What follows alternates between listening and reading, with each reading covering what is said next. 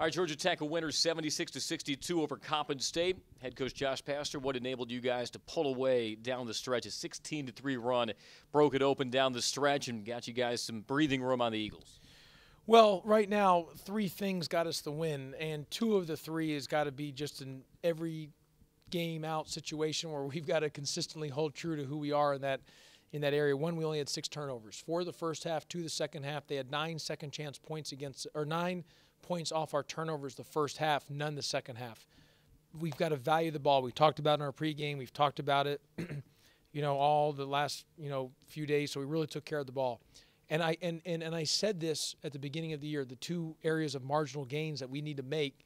One is taking care of the ball, turnovers, and 2 is free throws, which we did. We were 20 for 21. We might have been 22 for 22 if Brandon made us. Of course, that's the year it had, where the break didn't go our way on that. But that's what we've got to do entering ACC play is not turn the ball over, and make free throws. And the third reason we won the game today, Evan Cole. Evan Cole came in, had a huge putback, did a tremendous job defensively on his hedging defensively, and so that energy gave us the ability to win the game. I thought Todrick had a great stat line, 17-9 tonight. He was very, very efficient. Brandon Austin had to come in and play point guard for us for Jose, who got injured, so he had 4 assists.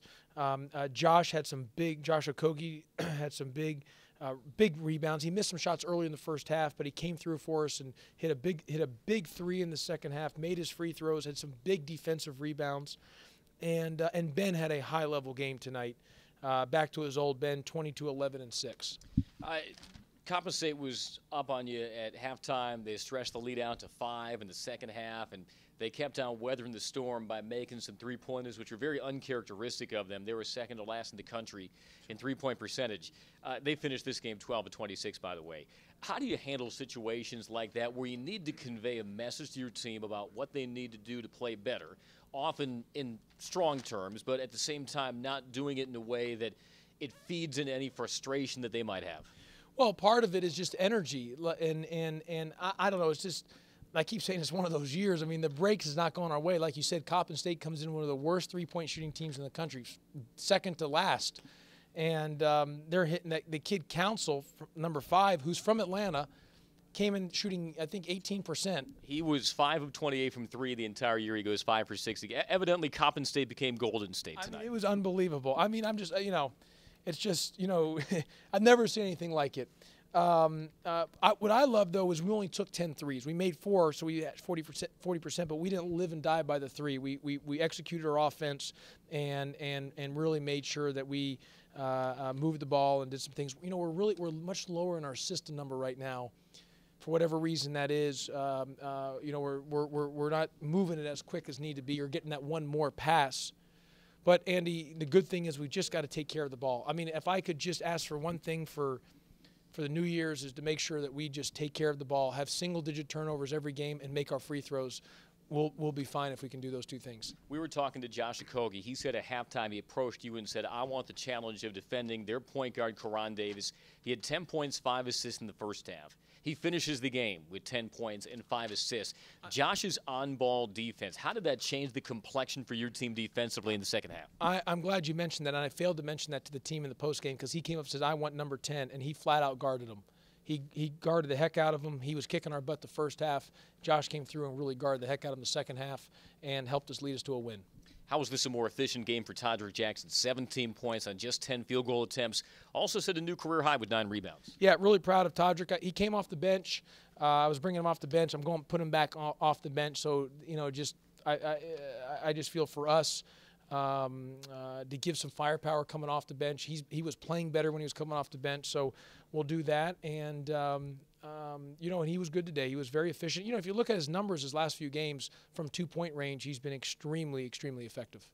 Well, Coach, bundle up. It's going to be bitter cold in South Bend, and brace yourself as well. ACC play is on the horizon. What's amazing is last year at this time we played North Carolina A&T. Right before we played North Carolina, open up ACC play. We barely squeaked by. Kellen McCormick got us to win. It's sort of like Evan Cole coming in. maybe there's some omen in that we go to start ACC play and we find a way to get it done. I sure hope so. It'd be a great opportunity and on Saturday, and we just got to keep getting better. Georgia Tech pulls away from Coppin State 76-62, and we're joined now by Josh Okogie. Josh, you didn't lead the team in scoring. You had 13 points, but 6 rebounds, 1 assist in over 38 minutes, no turnovers. We thought that the dynamic of the game changed when Josh Pastner stuck you on Coppin State's point guard, Karan Davis, in the second half, got out on him high and jammed up them in the half court. How do you think that affected what Coppin State wanted to do offensively in the second half? I told Coach, halftime, we were going over. Obviously, everybody was frustrated. I seen that he had 10 points, and he was shooting a good percentage. So I asked Coach, I wanted to take the challenge and I wanted to guard him, and I took that kind of personal. The team needed to kind of lift. So I know he got going early, so I did all I could to kind of contain him. What was the mood inside the huddle there? It wasn't until about the 8-minute mark of the ball game that you put together the run to pull away, and Coppin State was making some high degree of difficulty shots. How was the mood, and how did you try to settle it down to make sure that you and your teammates didn't panic? I think the biggest thing we did was we stayed together. I know at times, obviously nobody wants to be that first win for a team who hasn't won a game, and it's very easy to kind of when things aren't going your way, kind of spread out. But I think we did a good job of staying together, and every time they got hot, we kind of weathered the storm a little bit. Although we weren't up at halftime, I felt like we gave ourselves we gave ourselves a position. We put ourselves in a position to stay in the game the whole time. And when we made our run and we started making those difficult shots, and obviously the shots they were hitting, they couldn't sustain that the whole game, and I think that's where we were able to get the run. 37% shooting in the first half, 58% in the second half. Why were you guys so successful, so efficient offensively after halftime? We got stops. I don't think even on us in the first half we did a good job of playing defense.